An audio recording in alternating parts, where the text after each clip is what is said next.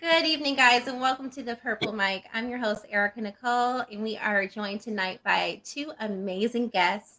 I'm so excited for this night, Deon and Jennifer. Hi. How are you? He's coming right back. He just stepped out to get a pillow. You are totally okay. We got it. Comfort is key. We would not be the Purple Mic tonight without our cast. We have LaShonna. LaShonna, how are you, love?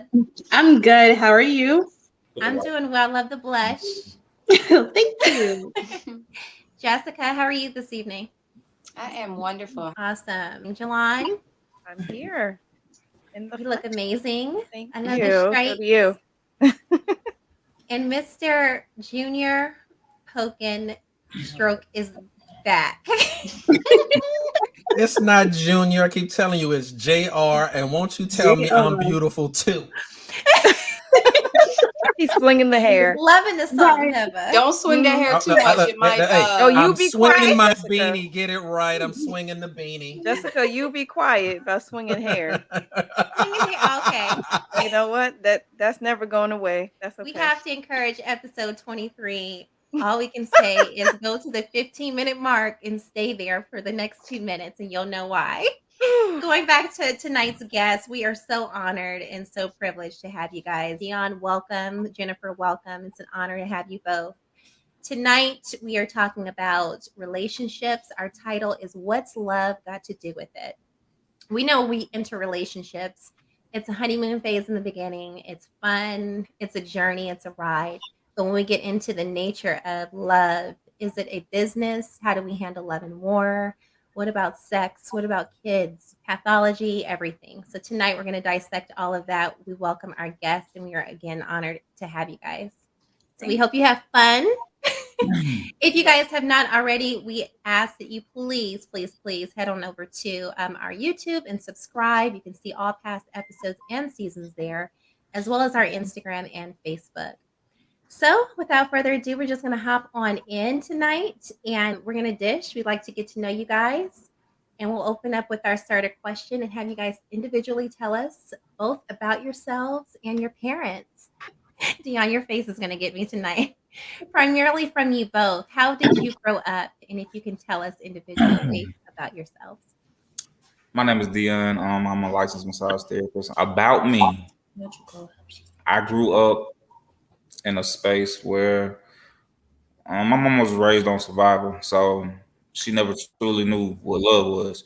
So our version of growing up, we grew up kind of heartless. We didn't have time for emotions. We just had time to do what was next. We didn't have time to really talk about anything emotional. My mom was real strict. They called her the warden. She beat everybody's kids. Like In a good way. In a good way. Like she kept everybody's kids. Like my mama was pretty much the matriarch. Like she kept everybody in check pretty much. You know what generation is she? Gen X or baby boomer? My mom was born in the 50s. She's baby. Mm-hmm. Yeah. So aware of the beatings. Yeah. Yeah. So, you know, our version of love is kind of harsh in a sense. I had to do a lot of unpacking and unlearning as I matured. Realizing my mom never truly knew a positive version of love is probably what sparked me to be different. And it took me some time to fully mature, to fully unpack all of what that entails. Because as an adult, I can't say I've remembered a time where my mom told us as her children that she loved us out her mouth. Now, I'm not saying she doesn't, because by all means, we know she does. It's just that her generation, that's kind of rare for them. You know, there's too much trauma there. So to us as children, we will probably have to be the ones to break that trend. So that's what kind of like sparked a change in me to be more open and more in tune and try to grow for myself. How many siblings do you have? I'm the baby of 4. Oh, wow. Okay. And your father, was he present? That old man. Nah. So my dad left his wife for my mom, and he cheated on his wife with my mom, and me and my sister were kind of a secret family. So he was active, but only because my mama was adamant to a degree, because she wasn't the type to sit back and let you just think you're finna be scot-free when you got a child. So, but my dad was somewhat active in my life, but instilling certain things into me as a father should to his son, I can't necessarily say that was possible or something that he did. And at that point, my dad was old too. So at that point in his life, he probably didn't have that in him. Cause my dad is 30-some years older than my mama. And in what city and state were you raised? Marietta, Georgia. Okay, so you are from Georgia. Okay. Yeah. So, and back then, that was kind of the trend for the women back then, get a sugar daddy, an older man, pay the bills, da-da-da. So my daddy didn't really instill a lot of tangible things that I needed as a young man growing up. So most of my knowledge came from being in the streets. Totally. So combining your mother and father in the child rearing, who is Deon today as a result of your upbringing? I'm a more thoughtful, aware, in tune person. And being that I have a daughter, I'm way more softer than I probably would be if I didn't. So it sounds like you're stating that you are all of the things that your parents weren't to you. Is that correct? Yeah. Yeah, because I wanted to at least show that to my daughter.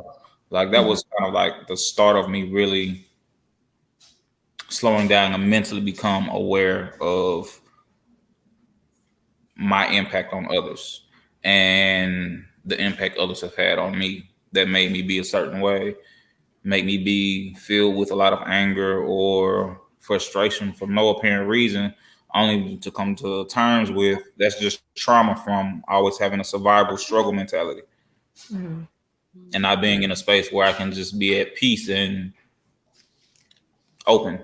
Right. Moving over to Jennifer. Who is Jennifer and who are her parents? I am Jennifer, and I am a speech pathologist. I'm also a caregiver agency owner. I was raised by my mom and my dad. I'm from East Point, Georgia. Born and raised there, but I was bused to Sandy Springs for school. My mom was a teacher, so she had the option to choose, where she wanted her kids to go to school. And she was like, okay, I'm sending you across town. So I did what was called like the M2M program, minority to majority program. Anyway, schools in Sandy Springs. My dad was very present. My mom very present. I'm the only girl. I have a brother. He's basically like 7 years older than me. So you're the baby. So at times it was like I was the only child, once he moved out and all that. So not only am I the baby in my immediate family, but my mother has 2 sisters and they were extremely close. So all of us were kind of raised like siblings. My aunt's children, my first cousins, we were raised like siblings. And I'm the baby of all my first cousins. My mom was very nurturing. She was, like I said, she was a retired teacher. My mother passed in 2017. Life has just not been the same since then. That's been extremely painful. She was very active with me. And my dad was active too. My dad worked a lot, so I was with my mom majority of the time. I went to college on a volleyball scholarship. I had a full ride, and they were there almost every game. They're very supportive. So I guess I'm trying to paint the picture that my parents weren't perfect, but they were there. They're very present, and they were good. They were very good to me. I guess now that I'm a parent, I take like the good and the bad, and even some things that weren't bad, but I just I'm not really feeling it. I've kind of changed it a little bit in how I'm raising my daughter. I'm from a middle-class family. Yeah. And that's basically sums it up. Yeah, we're from 2 totally different walks of life. Yeah, I see that. That's going to be interesting to see how your dynamic works and understanding how you both grew up. That's exciting. Yeah, and that's why there are some challenges there. Right. You can these are things, if you are aware, it works both ways. Like it's 2 people who are raised differently, whose viewpoints may not necessarily, you might not see things the same, but doesn't mean you or him is right or wrong.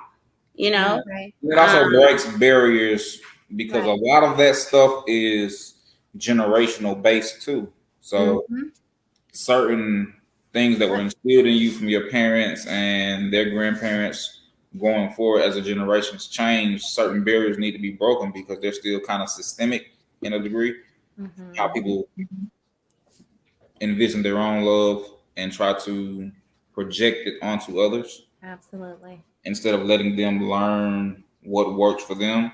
I think that helps a lot with what we do as far as for each other, because even though we may have our disagreements and not see eye to eye, we still have the effort to want to be better for each other. So we have those hard communications, have those hard conversations to try to get a better understanding to move forward instead of being toxic and staying in that space and being bitter, started creating negative energy towards each other.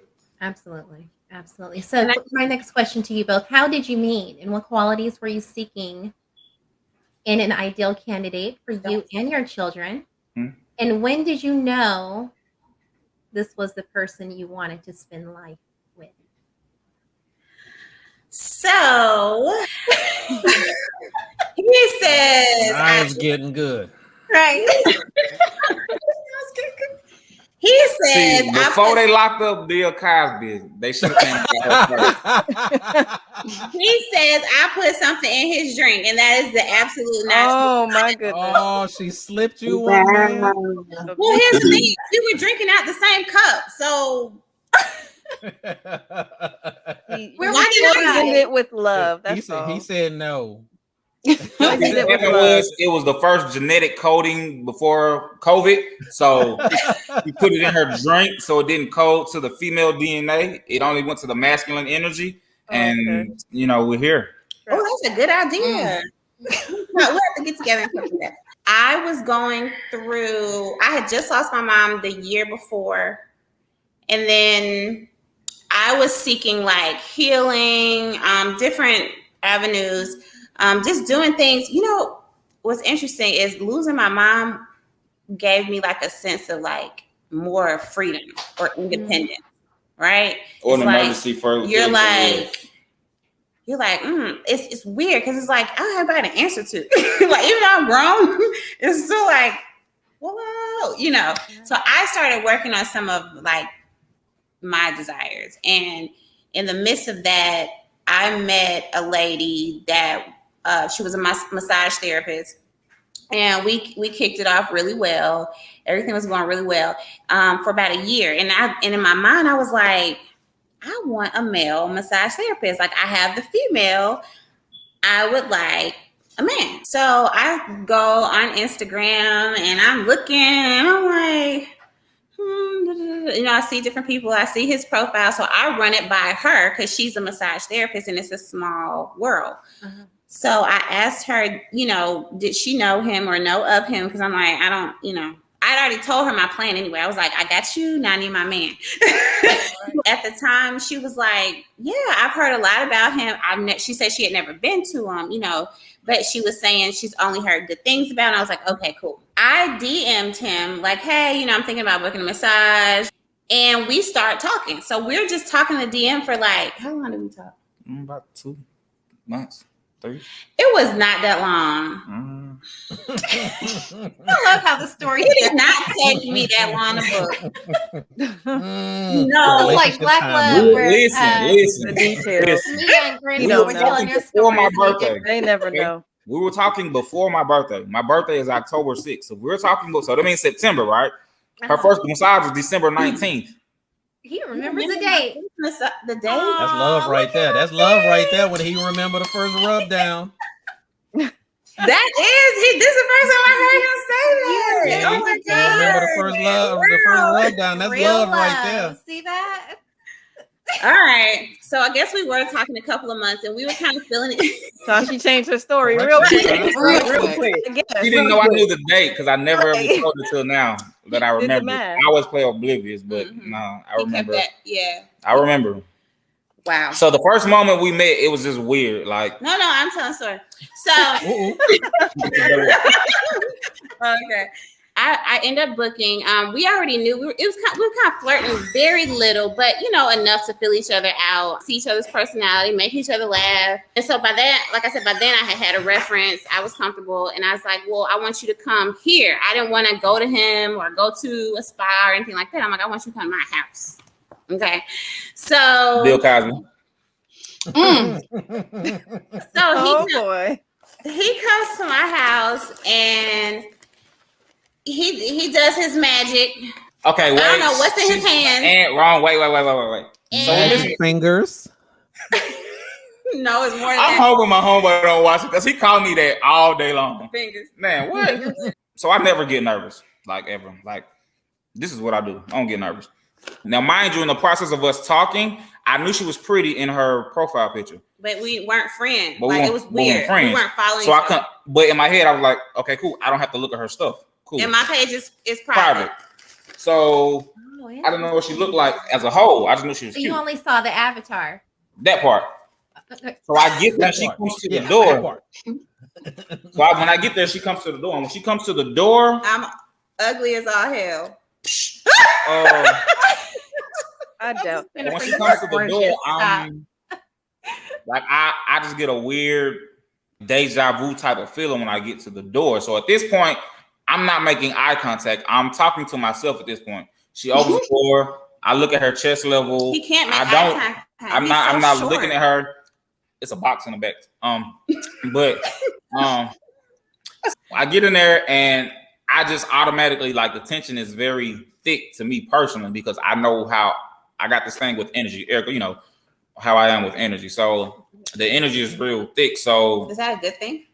Kind of, sort of. What's thick? Because that could be tension, like that in a bad way. I mean, however you want to dress it up. Okay. But at this point, now I'm nervous. I give her a massage. That wasn't it though. But I gave her a great massage though. Cool. Okay, now you can finish. Now you can get back to your story. We have to, obviously, it wasn't a great massage because she gave you the head roll with the eyes.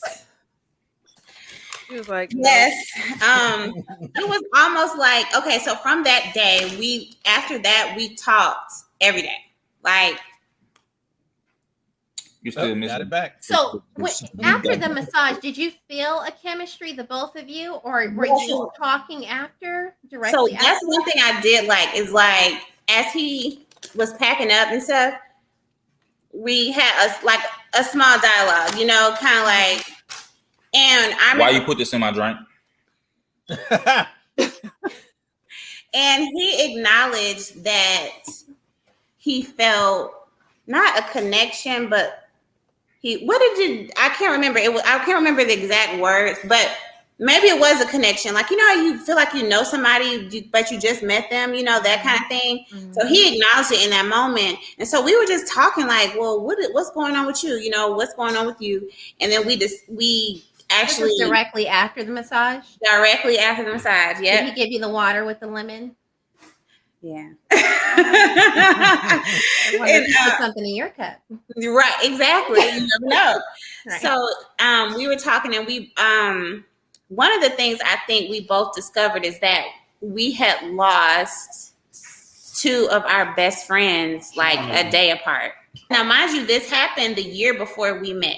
Okay, we lost them in 2017. We met in 2018. We talked about grief a little bit, and we had already, the preliminary stuff in the inbox, in the DM, we had already asked that. So it was a flow, and it was definitely a connection. It was chemistry. Mm-hmm. It's definitely chemistry. Whatever we felt in that moment, we wanted to explore. Yes. And in that moment, she drugged me. In that moment for me, I was like, she's not giving that up. At all. At least he's consistent with his story. Right. Is that the one detail that's consistent? Mm-hmm. Right. I love the way this started with like you guys were conversing, and then you know what? Hey, I'll come in for a massage, and then you discovered something that was like really deep and mutual that you both were going through. You said grief. Yeah. So because we were trying to figure out like why did it feel so natural? Like it was something that it was flowing, but in the midst of it flowing, there was no pressure. Mm-hmm. It was like I don't know what this is. I want to talk to you every day, but we'll just fill it out, as we go. Every day. I think for me, I realized I don't talk to nobody every day. Like literally talk and be on the phone for hours. Jennifer, let me ask you this, because earlier you mentioned you didn't like your appearance when you first walked in. But after you had your massage, did you care about your appearance? And no, I was teasing. I was teasing. I wasn't even thinking about my appearance or anything like that. She was ready to get a massage. She was ready to get touched. She's ready to drug me. I just wanted my massage. I wanted to, I was definitely like anxious to meet him because we had been talking. Eager to see how good the massage was. And then the name alone was like, are you going to live up to that hype? Yes, exactly. So, so it flowed, and we talked every day since then. And like I said, for months, it was like a best friend kind of thing. Like we just talked about everything under the sun. It was no like, oh, well, I don't want you to do that, or who are you with, or it was none of that. How long were the conversations, like over the phone? Were they hours long, or did you just talk? All day long. Like she should pay a third of my phone bill. He used to tell me that. He's like, I talk to you so much. I don't talk on. That's the thing. That's the part that really kind of had me like mentally. This is different because I want to talk to you, and we talk for hours. Like forget talking. We'll be on FaceTime for hours. Even still to this day, we'll be on FaceTime. And we live together. We've been living together for almost 2.5 years. Wow. After she brought me. But yeah, like when we still be on FaceTime, like for hours, like it's just weird. And sometimes we might just be on there just because we want each other's company. We might even be talking about shit. Mm-hmm. We just be on FaceTime, going about our day, still on FaceTime, having access to each other. Yeah. Mm. So what qualities at that time, when you back up 2 years, what qualities then were you looking for in a mate? Grief had me in a place where you're numb. Your heart is just like anything that's you're unsure of, it is what it is. I put this, I compartmentalize this, but I'm not going to let this hurt me. I'm not going to let anything else hurt me. You like protect your heart at all costs. Yeah. So I almost became like detached or kind of cold. So like, I was not as open as I needed to be. So I was not like looking for a relationship or like judging his qualities and stuff like that. It was literally a time where I'm trying to do what I can to pull myself up out of this. Right. I am literally like trying to survive at that time. Self-care, things of that nature. So this was a surprise because like I said, I was not, that's not something I wasn't like put the wrong evaluating recipe in my drink. And I wasn't like evaluating him in that space at that moment. I don't think we both were either though in that space either. Yeah, I think typically all I'm really concerned about is like, are you a good person? Are you a genuine person? Are you going to be a friend? How did you guys at that moment when you're thinking about relationship, how did you think this would work for your children individually? I know, Deon, you stated that your child is 18. She was probably 17 at that time. Mm-hmm. Okay. And Jennifer, your daughter was younger. When you're choosing a mate, what are you looking for and what were you feeling at that time? So that's a great question. I was like scared as shit. I literally potion took.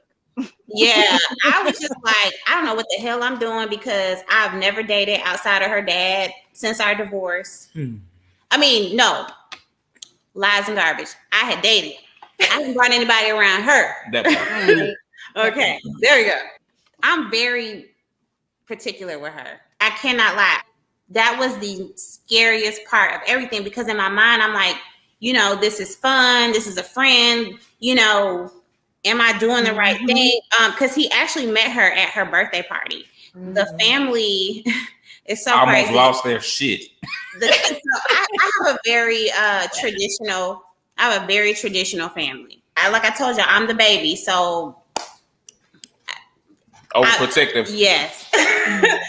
He comes into the birthday party and everyone knew his name or kind of knew of him, but they hadn't met him. And my daughter hadn't met him either, but she hears conversations. She's like, "Are you talking to Deon again?" She was like literally. Oh, because she kept hearing you guys on the phone. On Facebook. Yes. She's like, And her child is very cerebral, like her. So once it started to become repetitive, she was like, "Oh, who's that, Deon? Yeah. Oh, hey, Deon." I mean, it be to the point where I had to pull her to the side. Like if I was on the phone with somebody else, I'd be like, stop saying it's Deon because you don't know if it's Deon or not. Shut up. right. What was the turning point for you? Fast forward, once you had to introduce her, were you scared in that moment? I thought that it would be kind of informal. I'm like, it's a party. It's all kind of people over here. It won't be like, so like sit down at the dinner table. Let me interrogate you kind of thing. Like, no, he walks in and I'm like, I introduce him like, Reagan, this is Deon. This little girl, she literally sat on the same sofa. She was 7. This is the first man that she had met. She walks in. I told her who he was. She sat on his lap. I almost died. And I froze like. She sat on his lap, and in that moment, because I didn't know, I wanted to be like, girl, if you don't get your ass up, but I was just like, she sounded Is she close to her father? Yes, she is. She is close. Yeah. She is close to her dad. So she sat on his lap, and they were kind of like just conversing a little bit, and it was almost like she knew him. It was like, it was just like a natural vibe. It's the weird thing. They are like this. They've always been like this. Now, when she sat on my lap, as a father of somebody with a daughter, I froze up like. Yeah, you could tell he was like, we were all uncomfortable. We were like, what are you doing? Like I froze up like, hey, listen, I'm a stranger. I understand you like me or whatever, but you don't sit on a stranger lap. The whole family was sitting around, just kind of like. Well, they were. Everybody, when it happened, everybody stopped and like. When I know her intentions, I'm not big on making her feel bad, right? So I pulled her. Matching her up. Yeah, I picked her. I pulled her to the side afterwards to say that's this is not okay, and I explained that to her. But I was still just kind of blown away because my daughter is very in tune to her spirit of discernment, has always been. And she's very, very overprotective of this one. Yeah. Oh, yeah, she is. 100%. So I knew that meant something good too. So I didn't want to change whatever feelings she had to make it be like, you don't know him, or make her feel like, oh, that might be a bad person. Why did do, that kind of thing. So I had to be kind of gentle about it. And she didn't do it again, but, I had to be kind of gentle about it and just kind of see where it went. I think for me, Reagan, that's my daughter, she has had just as much impact on his growth as me. She's like the mini me. She's loving. And so with his background, he had to kind of learn like, oh, she's going to shut down if I say blah, blah, blah. Or if I, talk in this manner, or if I don't respond in this manner. And like one day I almost was in tears. He was just like, I said something. I don't remember the exact conversation, but they were in the car. He was like, I said something to her. She started to cry. It was a response. He noticed when he responded differently in a more like peaceful kind of manner, he got what he needed from her and she was happy. In that moment, he realized like, this is how I was brought up, but I don't have to be that person. Like I don't have to be so abrasive. He was like, she was a totally different kid when I didn't use that abrasive approach. So just kind of watching their growth has been very enlightening and very special. Very special. So from that point on, when they met at the family gathering, did you start doing things with her from that point forward? Or she kind of inserted herself in and stayed there. She's very assertive as a child. No, I didn't really involve her in what we had going on. I wanted her to know who he was, but because we weren't like official, I was just like, she'll figure it out as we go, or we'll figure it out as we go. And so what would happen was she would leave me with her child by herself, and her child has this thing where she asked me like 50,000 questions on top. That was after we were together. Oh no, questions came. Period. Like how did you both feel? And that's how the Mickey got slipped into his drink. The kid was doing it. Right. We ended up living together. Those are the moments when she would ask him questions. When did you guys move in with each other? Was it months after? It was in June, right? So probably about 6 months later. Okay. About 5-6 months. And I'm just going to back up just a little bit. Did you guys have any apprehension of dating because you both had children, or were you open to dating a person with a child? We were open. You were open. Okay. Awesome. Okay, so you guys move in, and then what happens?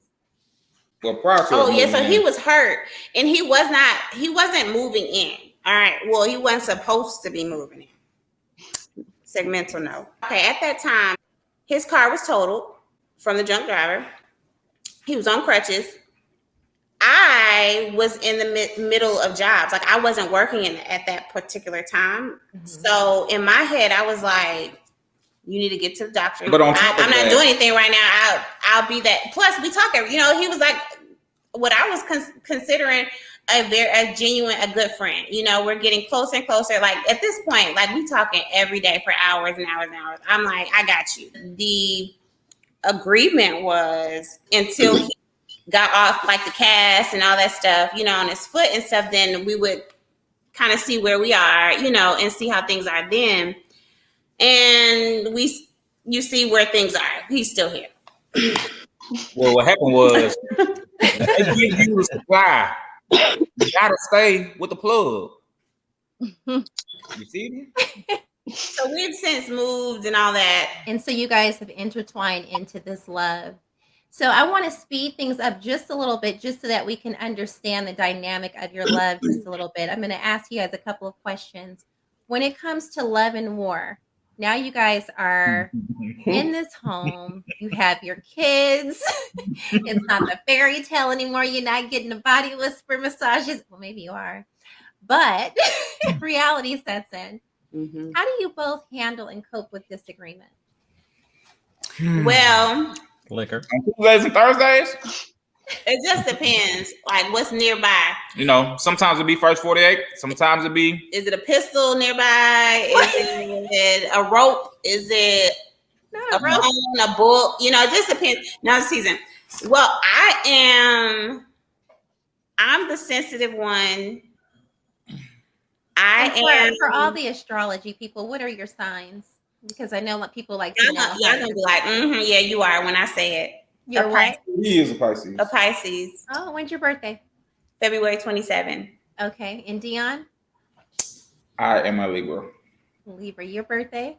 October 6th. Okay. I think we have one Pisces on the panel, Jolon, March 3rd. Well, I am too, technically. Oh, yeah. Tony, February 25th. Oh, wow, you're right about me. Okay. So I'm the sensitive one. You're sensitive. Okay. I'm the sensitive one. I'm the vocal one. I'm like one of those people, I have to get it off my chest. Like, you're the mental health one. You're not going to bed, like, until we talk about this. Or if we don't talk about this, it's going to be hell tomorrow. Or the day you want to get to this, the hell is coming. But you don't let the sun set. That's my whole theory. Like, I don't like the sun setting if we're angry. Like, we'll be up all night till we fix this. So you're that type? Well, we don't necessarily have to fix it, but she just need to get it out. I need to get it. I need you to hear me. Yeah, I just need you to hear me. Like, if you can hear me, I'm good. Yeah, but like, how some people think like, oh, well, I'm gonna come home tonight, I'm gonna blah blah blah, and like, we don't really have to talk about it. Like, we'll just be okay tomorrow. That's not me at all. So most of the time, it is his mouth. He's very sarcastic, and remember the backgrounds I'm giving you, right? So you got me, this baby of the family, being catered to. I'm not gonna say spoiled, but you have me here, and then you have him who was raised differently, and he's like straight to the point. Do you guys find yourselves coming to a resolve within 24 hours, or do you guys let problems fester until? Initially, no. Like we could go at it. Like arguments could be bad, but we've evolved from that. I think we have both learned each other. Like, how do I nip this in the bud now? Because we don't want it to go there. So now I would say the answer is issues are typically resolved pretty quickly. Yes. But it did not start that way. Yeah, they always say in the first year it's like your hardest because you're like, again, when we started at the beginning, you have two different lives. Because we both had two different people. I guess we both tried to project who was right. Then we actually started to learn. Some things really started to evolve individually and as a unit. Absolutely. So whether married or in a committed relationship, are relationships more about business or love? I think that as far as marriage is concerned, it definitely has to be more than love. I think there are times that you are not going to like that person. Hopefully you will always love them. I love the way he's playing with your hair. That is so romantic. Oh, I love it. Because, I mean, it's just... Somebody getting a rub down tonight. Oh, he's body whispering to you. Rub down. You know what? It's funny that you Check say your that. Drink. Check your drink. He's drinking now. So we don't know what he put in there. So I feel like, there are times where you're not necessarily going to like that person. So being like friends, I know for me, I can say I have I have a nice amount of long-term friendships, right? Which mean everything to me. It's like, it doesn't matter who you're with or where you are in life, they're going to be there. And that's what matters the most to me. Not the title, none of that. Like, is this genuine? If we break up tomorrow, will we still be cool? Will we still be friends? Can I check on you or you check, that kind of thing? Or is this fizzles out like this never happened? I don't roll like that. I want people in my life that are genuine and don't plan on going anywhere. And it does not have to be boxed into a category or into, we're boyfriend and girlfriend. Like that whole title thing.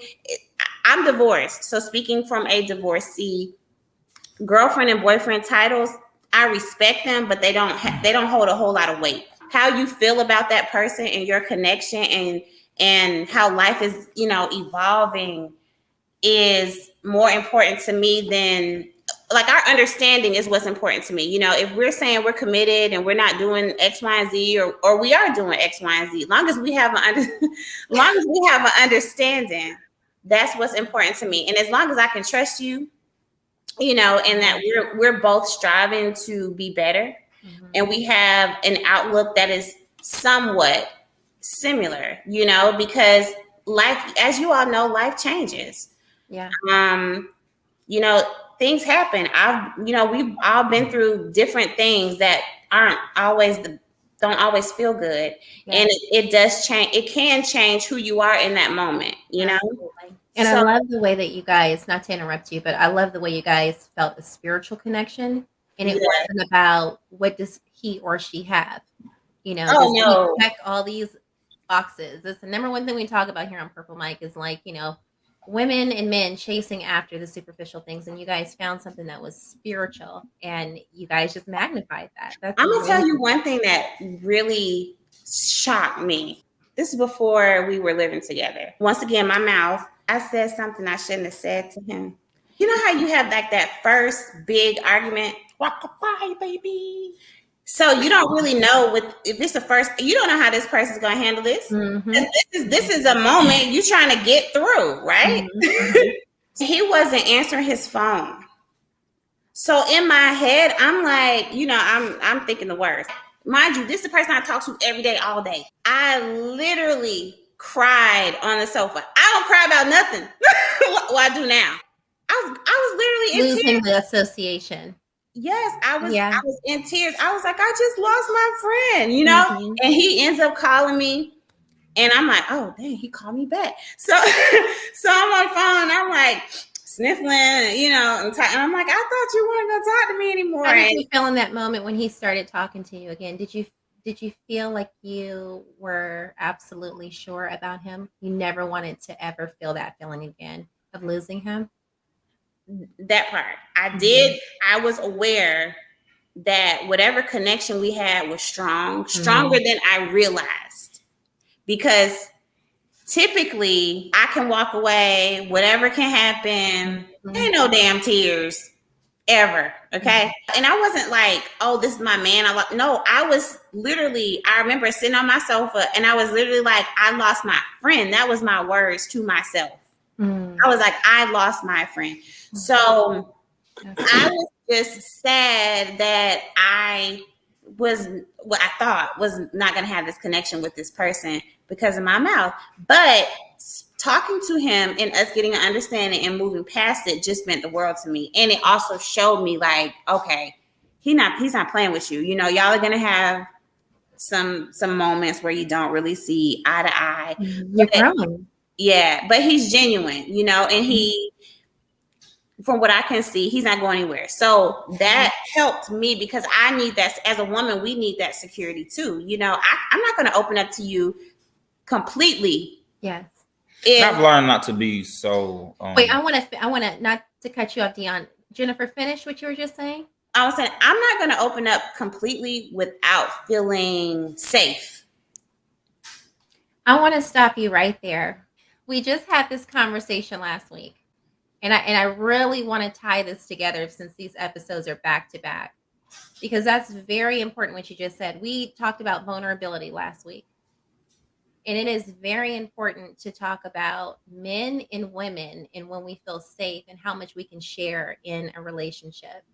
So I just wanted to magnify your point right there. I'm big on that. That is everything to me. Like, I'm going to always keep a person kind of at bay. Like, I don't do the gray area. Most things are very black and white for me. And this is not, you know, pretending a heterosexual relationship. This is my girlfriends, you know, family. I'm a person, I need to know we're good. If I'm unclear if we're good, we need to talk. If I'm unclear that if we're good or not, we're not good because I'm uncertain about you. Right. So in that moment, it gave me more hope or more, okay, I can kind of let my guard down a little bit. You know, we can move forward because and actually around that time is when we decided kind of, okay, let's exclusively date. Wow, that's beautiful. And Jennifer, I just really want to praise you. I know, Deon, we're going to get to you too. I have some questions coming up and we're getting ready to conclude soon as well. So I want to say this to you. You are definitely a woman who knows yourself. You know yourself. I'm trying. And I really like the way that you talked about your inner feelings, but you've also given us how you were raised. But a lot of it seems like your experiences alone have taught you and you've learned from them. You're not just cruising through life, knocking your head and not learning from your lessons. So thank you for being vulnerable tonight and sharing your story. A lot of women, we're all going through something. And I know for me, this is encouraging, you know, especially for those who are waiting for their love. I think for me, a lot of what I see, like even just women that I know, you know how we talk, we have girl talk. A lot of women can be very package driven on the outside. Like, he has to have this. He has to look like this. He has to blah, blah, blah. But the reality is, if you want an eagle and you want this eagle, well, God's going to give you that eagle, but you don't get to decide what kind of box, what kind of wrapping paper, what kind of bow, whatever is going to be on that eagle. You don't get to decide that. Now, you can decide that. You can be shallow and be like, oh, well, I want him to be, did it look like this, and this? But you're going to miss out on your blessings if you don't just get to know people and stop being so gung-ho about like The superficial stuff that changes, Yeah. That can change. If you have a friend, you have something solid. Mm-hmm. Oh, we got nothing else from this message tonight. You guys are amazing. So for those of you watching at home, you're watching the Purple Mic. We are talking to Deon and the Miss Beautiful Jennifer. We're so happy to have you both tonight. If you haven't already, go on ahead and subscribe to the channel and head on over to our Instagram and our Twitter as well to read bios on all of our panelists. So I want to segue into our spicy question of the night without getting too deep into your private details. How important is it to keep the sex healthy and alive? And what do you do to keep it spicy?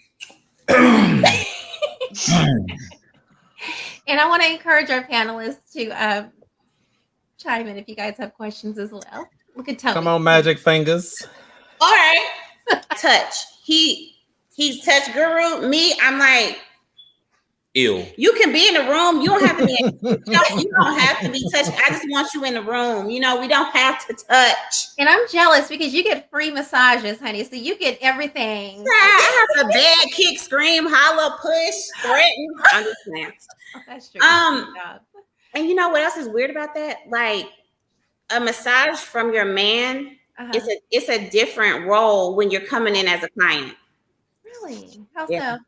Okay, ask yourself this. If you were your student, if you're in your mom's classroom versus another teacher's classroom, it's just totally different. I got you. It's just different. I can't explain. Deon, what is it like for you? Work. So Deon, how do you keep it spicy? If you had to encourage all the brothers, what's the number one key you would give to keep it spicy in a relationship? Keep it spicy. First and foremost, we have to acknowledge that. I love Jennifer's face. I'm scared. Something that I always tell anybody. I speak a lot about love, relationships, sex, all this stuff with anybody that's open to receiving energy and conversation. Sex is the glue to all relationships. It's what keeps things stuck together. It's what helps alleviate certain situations. It's what helps keep women feeling soft and feminine if you can access them. So my advice would be to be open enough to learn how to access your woman. The reason being that I say that is because I done spent 12 years listening to how men fuck up. I can write a lot of books. I'm gonna start a campaign like Derek Jackson called Men Are Stupid. Wow. There's so much information that is given to them and it's free, but they choose to ignore it and think that their existence of what they're doing is enough to please a woman. And most of their existence is based off of porn. So in that concept, you don't know how to fuck. I don't know what the fuck you doing. She's going to feel enjoyment, but is she going to feel pleasure? Those are not the same thing. So how would you keep it spicy? You would have to. All right, so a new service that I'm going to incorporate and encourage, because I love doing my little segments with couples. I'm going to have this segment where I do couples erotica, basically teaching couples how to be open and explore things. Because if none of you watch Love, Sex, and Goop on Netflix, I encourage you all to watch it. Watch every episode. 9 times out of 10, all y'all women probably gonna cry. I did. It's going to unpack it's so good. And I'm not a lot. Tell us the title again. Love, Sex, and Goop, Goop on Netflix. I encourage all of my couples, even single people, single women, especially if you're dating, this is a good show to watch because the reception that you would observe in your mate and I encourage them to have conversations after watching this, is going to pretty much identify if they're for you, if that energy is for you, if they have the energy to unlearn and learn to be better for you, mentally, physically, sexual, sensual, spiritual, all of that. So the biggest thing you can be for your woman is open and make her feel safe. 9 times out of 10, she wants to explore. She's just skeptical. Y'all think about pleasure way more than we do, just because 9 times out of 10, y'all are neglected of it. So now you're trying to think of other ways to enjoy pleasure where you don't feel ashamed. Or, you know, y'all as women, y'all have a lot of mental issues when it comes to receiving. Most women haven't been put in a space where they can receive without giving back, you know, just having something that's just for them instead of always having to reciprocate. And in most sexual spaces, that's all they know, because in most cases, that's all men know. The intimacy and the sex is inclusive when they're 2 totally different entities. So when it comes to making it spicy, you know, you better pull out them Kama Sutra books. You better get in a tantra. You better educate yourself. Educate yourself on your woman, because at the end of the day, you have to deal with her. You have to deal with her mood swings. You have to deal with her bitching and all that shit. She's really just pouring her heart out, trying to get some type of effort. That was amazing. Thank you. Or you can contact Miss at Body Works by Her in our sexology series. We encourage everybody to watch that, because LaShonna will break some things down too. But Deon, that was dope. Thank you so much for that. And Jennifer, amazing. I just want to ask you guys one last question. I don't want to hold you guys too long. I'm enjoying this so much. I know for the sake of time, we've got to keep it pushing. Thinking long term, retirement, old age, and when it is nearly all said and done, what is the ultimate goal for you and your partner? I read a post one time, and it was like, I feel like we should be checking in with each other periodically to see how things are going, right? Typically, couples, they get married, we want to spend happily ever after, and that's just that on that. But we are not necessarily checking in every 5 years, every 10 years, you know, like, how do you feel? How's it going? We want to keep doing this, you know, that kind of thing. So for me, it's like, I don't think about forever. I think about, can we continue doing this as long as it serves us in a good space? If that is forever, I will be extremely excited and grateful for that. But I never want to put that pressure on him or myself to say, this means that this is forever. I would love for it to be forever, but there's no pressure on my end. And I think on his end too, but there's no pressure to say, you know, I do tomorrow and that's it. I just want us to continue to be in a space that works for us, that we're happy, that we're evolving, and that neither one is holding the other one back. So what that looks like 5 more years, I don't know. What that looks like 10 more years, you know, I don't know. I just want us to choose each other every day. Right. Being raised how I was raised, marriage was never a relevant conversation. It wasn't even talked about. My mom still ain't married. It wasn't a focal point. There was nothing. My daddy cheated on his wife with my mama, so being dubbed a secret family, I never really just gave a fuck about marriage. But this gives me as close as a hope if I've ever had to a forever than anything. Y'all gonna make me cry. So, Sorry. That's probably why I'm always going to give effort to preserve what I have. But that's just my truth, like, because I never thought about forever. I never thought about marriage. I think so. Oh, and my daughter says it Thanks, James. every day. Oh, her daughter's on. Y'all are gonna get married. On her ass. It like we went to the. I want to be a flower girl for Halloween because I'm gonna get married. That's what she said. Stuff like if we see, like we went to the botanical garden. We went somewhere. They had an exhibit. It was a husband and wife. She goes, "Look, there y'all are right there." I'm like, "Where, girl? If y'all leave me alone." Like, okay. And the fact that she's so connected with the both of you, and she knows she be being petty with it now. So she trolls us. She trolls us so much. I just be like, but this is the closest I've. Let's just say you can say I've never felt this comfortable to be in this space before. That's amazing. One bonus question for you both before you go. What's something you both used to believe about relationships but no longer do? Like, what are some misconceptions regarding love? They get your spill. And I kind of said this before we started.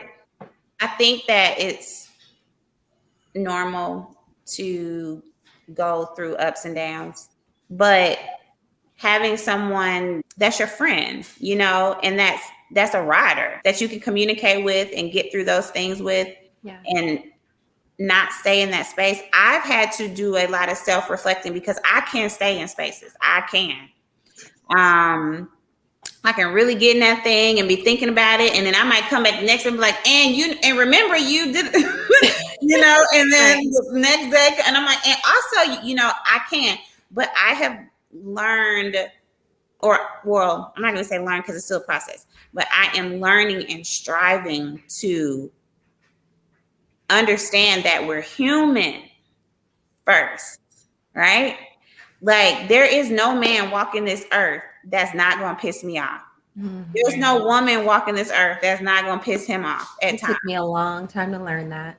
And that's been a huge revelation for me. It's like what you think a relationship is, or like, you know, how it looks online and that type of stuff. Mm-hmm. Yeah, that's cute, going places and all that stuff.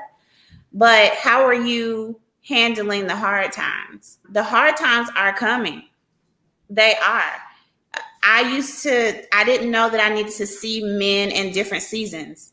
You know, it's one of the most valuable things I was ever told was like, you need to see a man through like loss or see a man through some type of hardships to really know what you're dealing with, because those hardships are coming. You know, is he going to treat you differently because he's going through, you know, X, Y, and Z? Mm-hmm. Is he going to lose his mind because he's going through X, Y, and Z? You know, is he going to put his hands on you because he's going through X, Y, and Z? Like, those are things that we have to take our time and truly unpack. And we can't rush that. We're not going to make something up and make something happen. It just takes time to see different seasons in everyone's lives. I think I have learned that now. Mm-hmm. It's like, you don't really know what you have until you've really kind of gone through some seasons with them to know how they're going to respond to things. And don't think that things are always going to be peaches and cream, because they're not. That's it. We will never be finished products ever until we die. Mm-hmm. Only though we're going to be finished. So, and that concept, being in a space where you can constantly evolve, is something that I never truly experienced until this relationship, to be honest. In a safe space, in a loving space, because she represents a different type of love that I grew up thinking I knew what this version of love was. I had a different version. So now that I know what exists, things I used to think about or I used to see, all the other relationships that I used to see growing up, I now can understand and see why they were so toxic, why it was so much trauma in this love. Because when you have trauma in you that you haven't tried to heal from, are you trying to love somebody else? It's not always going to be received as such. And your version of love in that toxic space to somebody who actually knows what love is, you're either going to be open to learn, or you're going to find yourself trying to be in that revolving circle that your parents was in. Exactly. So Yeah, that really sticks out to me with him because I remember he always would tell me his relationships in the past, kind of how he moved. And he was just like, I'm in a very unfamiliar place with you. Like, I'm giving you my all. Like, that's not normal for me. He's like, yeah. So my way of dating, growing up, period. I don't think now that you say that, I don't think I've ever seen you in a relationship before. I have, but because it was very uncommon seeing Jennifer. But see, not Jennifer, just posted. you. Oh, you never post. Okay, you never posted. Like what I'm doing, like all the stuff you see now. Yeah, that was non-existent. Wow. Not really. Not like how it would be sporadic stuff like birthday pictures and stuff like that. But like with us traveling and me going live, no. Yeah. And you feel safe, so you share in this space. Yeah, like I'm in a space where I can be in that space to do that. You just got to be comfortable. If you're comfortable being vulnerable and drugged.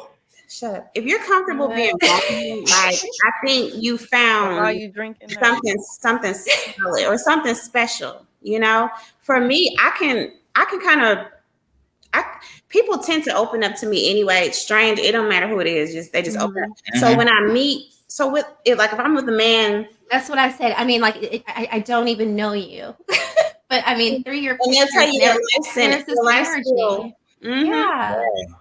Shut up. So with that being, I'm gonna pick up every time when like I'm gonna pick up if you're being like superficial, you know, or if you're just keeping me at the surface. Yeah. And that doesn't do anything for me. Like I want to know the dark stuff. I want to know the deep stuff. I want to know your fears. I want to know your insecurities. But I also want you to know that you're safe sharing that with me and that I care. Yeah. Yes, like I genuinely care. There's so many people that they just, they're just going to gossip or they don't genuinely care. So I say be careful with being vulnerable. So if you feel like that person has your back or you feel safe, I think when you start unpacking that vulnerability and the things that come out of that is when you grow. Yes. Listen, thank you so much to you both. I cannot. Do any of our panelists have any questions this evening for the amazing Jennifer and Deon? What kind of drugs were slipped into the drink? and what kind of oil were you using, sir? Yeah. Anointing oil. He was in there doing me like this. He was doing something. Oh, you were trying to see if the beast was gonna come out if you put the sauce on it? I'm kind of witch with my little concoctions I've been of oil. delivered. So I have a question. Do you guys see marriage in the near future for you guys? Near. What's near? I'm not proposed. I mean, I don't have a ring, so no. What's near? 2 weeks. Like a year from now, or 6 months within a year, from now, or since you've been dating for some time. All right, so let me tell you what the issue is. It's me. I'm divorced. Okay. I drug her right back. Don't worry about that. But anyway, I'm divorced, and You're afraid to get back in that space.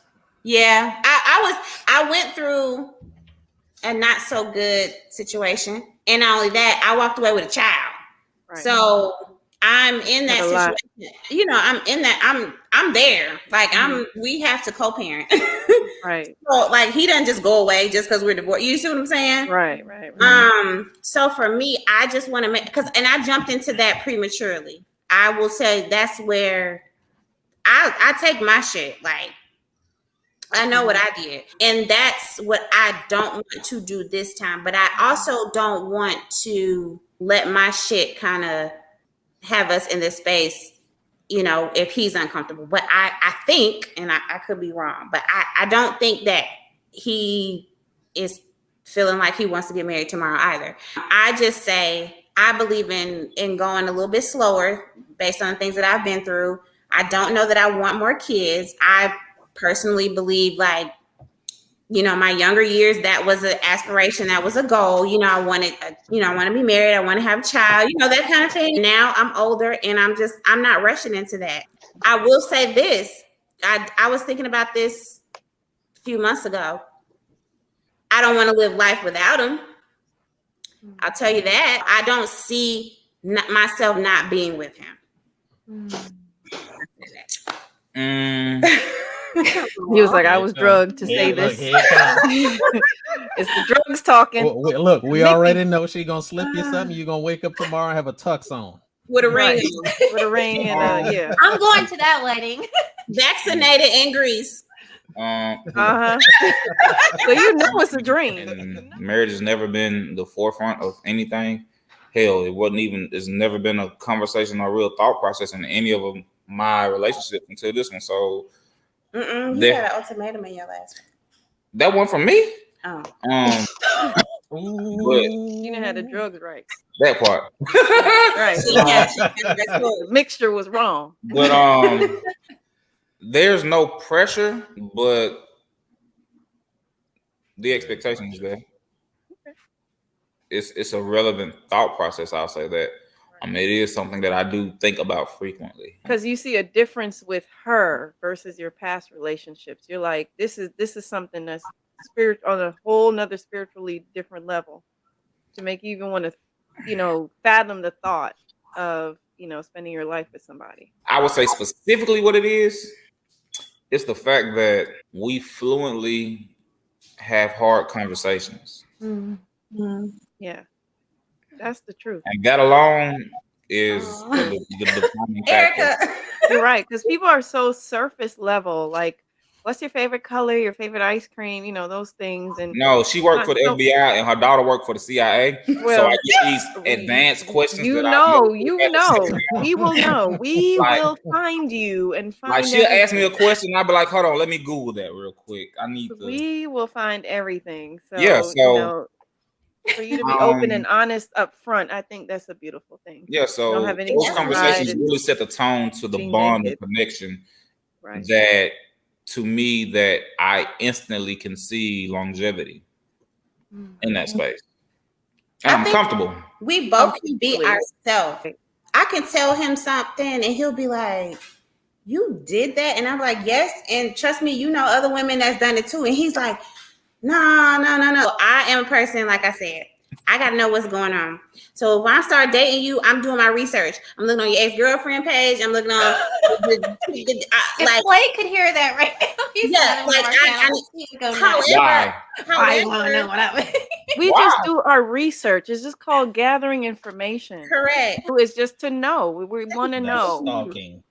No, it's not. I don't care. Look, but you go stalk her. We together now. You go stalk her for 3 years ago. What's a background check? A little background check. My thing is just being able to vocalize that to him, to say, "Oh, I saw blah blah blah blah," and he's like, "How you see that?" And I'll tell him I clicked on a bitch page, like I saw, and he'll be like, "So you click on?" And I'm like, do you know how many women click on other women's pages? Like, are you kidding me? In his mind, he's like, this ain't no. And so it's these little things that I'm like, they're not telling you. Okay. Y'all have great interrogation skills. I will agree to that. Literally are not. Like, I don't care what you think of me. I know I'm not about to hurt nobody. I know I'm not stalking anybody. I don't give a shit what you think about me clicking on a bitch page. I don't care. If I Google the definition of stalking, all y'all going to jail. So I literally, I moved. Not me. The point I'm making. Yeah, me neither. The point I'm making is I move in a space where I'm secure with who I am, and I'm gonna tell you how I'm moving. Now,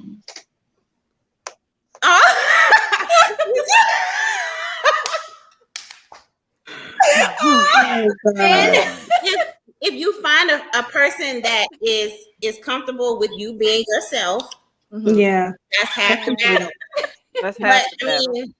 That's me. I feel like you should be honest and transparent. Yeah. Thank you. And I've learned to not be so abrasive. That's another thing that helped too. Don't be abrasive. Yeah, because I'm from the hood, so that's our way of life. So I have to learn how to dumb it down just a little bit. Yeah, that's amazing. With a little more sensitivity. I wish we could have more time with you guys, but I am so grateful Thank you so much for your Thank time you for tonight. I having know. us. Oh my God, absolutely. I've been trying to get you guys. You guys have been on tour, okay? Y'all was supposed to be here a month ago. You guys called me. They were a couple weeks. We coming now. It worked out. This is perfect. Yes, amazing. And I want to definitely thank our panelists for being here this evening, for your time. I'm a emotional mess right now. But anyway, Somebody's trying to fire you. I don't know who they is. Okay, he's the my work husband is what I call him, but he's definitely watching us right now. And for all the viewers online, thank you so much for staying for the whole episode.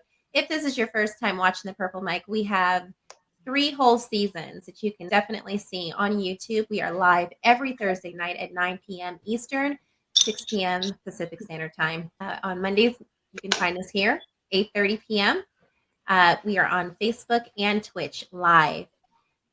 Jennifer, Deon, again, thank you so much. We wish you the ultimate best. You are in our prayers. And if there's a wedding, please invite the Purple Mic and our viewers.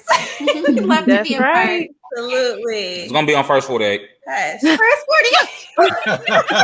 He gonna have a cup going down the aisle, waiting for him up there. Well, thank you guys again, all the viewers at home. I'm sorry, I'm just everyone have Are a you great night. always And that thank you. emotional? No, you guys did this to me. I mean, literally. I love the realness, Tony's the rawness. like, yes. Thank you for watching the Purple Mic, guys. Good night. Good night. Bye.